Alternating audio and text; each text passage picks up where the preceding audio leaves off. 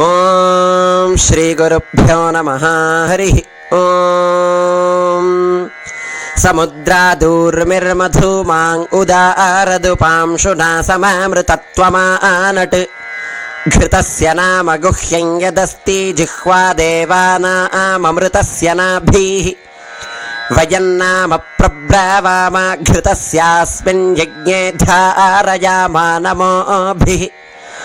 ఉపబ్రహ్మా శృణవత్సస్య మానం చతుశృంగో వమీద్ గౌరజేతత్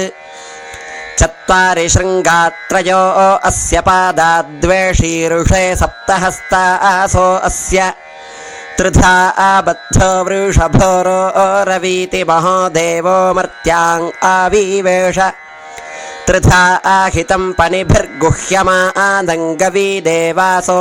ఘృతమన్వవిन्दన్ ఇంద్రజేకం సూర్యజేకం జజానవేనాదేకం స్వధజానిష్టాతక్షుః ఏతా అర్షంతి హృద్యా అత్సముద్రాచ్చతౌ రాజా రిపుణానావచక్షే ఘృతస్య ధారా అభిచాకషీమి హిరణ్యయో వేతసో మధ్యా ఆసాం సమ్యక్ స్రావంతి సరితో నధేనా అంతర్హృదా మనసా పూయమానాః ఏతే అర్షంత్యూర్మయో ఘృతస్య మృగా ఈవ క్షిపణోరీషమానాః సింధోరివ ప్రాధ్వనేషు ఘనాసో వాతప్రమియః పతయంతి యహ్వాః ఘృతస్య ధారా అరుషో న వాజీకాష్ఠాభిందన్ నూర్మిభిః పిన్వమానః అభిప్రావంత సమానే వయోషా కళ్యాణ్యా అస్మయామానాసో అగ్నిం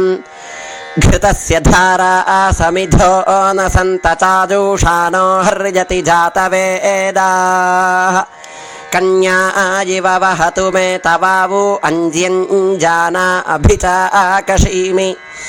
యత్ర సోమః సూయతే యత్ర యజ్ఞో ఘృతస్య ధారా అభితత్పావంతే అభ్యర్షత సుష్టుతిం గవ్యామాజిమస్మాసు భద్రాద్రవీణాని ధత్త ఇమం యజ్ఞన్నాగత దేవతానో ఘృతస్య ధారా మధుమత్పవంతే